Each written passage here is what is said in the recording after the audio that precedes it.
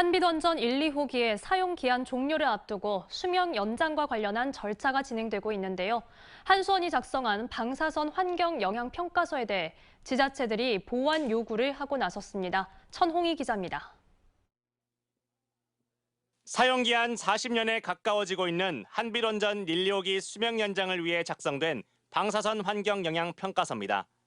방사선이 주변 환경과 사람에 미칠 수 있는 영향을 예측하고 평가하는 보고서입니다. 원자로 반경 30km 이내에 있는 지자체 6곳의 주민들은 이 평가서 초안을 보고 의견을 수렴하는 절차를 거칩니다.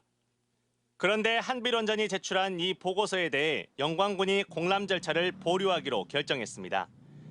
평가서 내용이 주민이 보고 이해할 수 없는 수준인데다 일부 주민들에 대한 방사선 노출 결과도 누락됐다는 겁니다.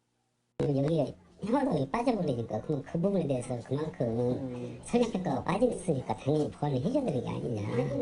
한편과 고창은 평가서가 최신 기술을 적용해 작성되지 않은 데다 중대 사고가 일어났을 때 주민 대피 계획이 제대로 작성되지 않았고 부안도 지역 주민들이 방사선에 얼마나 노출되는지 작성되지 않았다며 평가서를 보완하라고 한빛원전에 요구했습니다.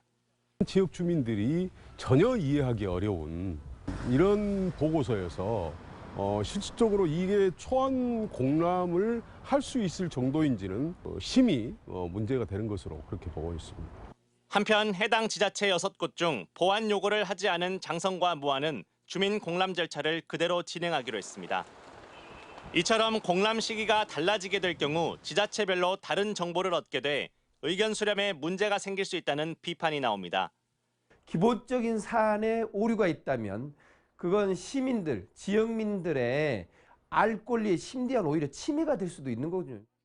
한수원은 지자체의 보완 요구와 주민 공람 보류에 대해 지자체와 협의해 절차가 진행될 수 있도록 하겠다면서도 추후 보완이 이뤄진 평가서에 대해 주민 공람을 다시 진행할 계획은 없다고 밝혔습니다. 그렇게 해도 법적으로 무리가 없다는 이유에서입니다. 한빛원전 측이 지역 주민들의 의견은 뒤로 한 채 원전 수명 연장을 위한 절차를 진행하는 데만 급급하다는 지적이 나옵니다. MBC 뉴스 천홍입니다. 언제 어디서나 내 손 안의 뉴스. 광주 MBC 뉴스 유튜브 구독으로 함께하세요.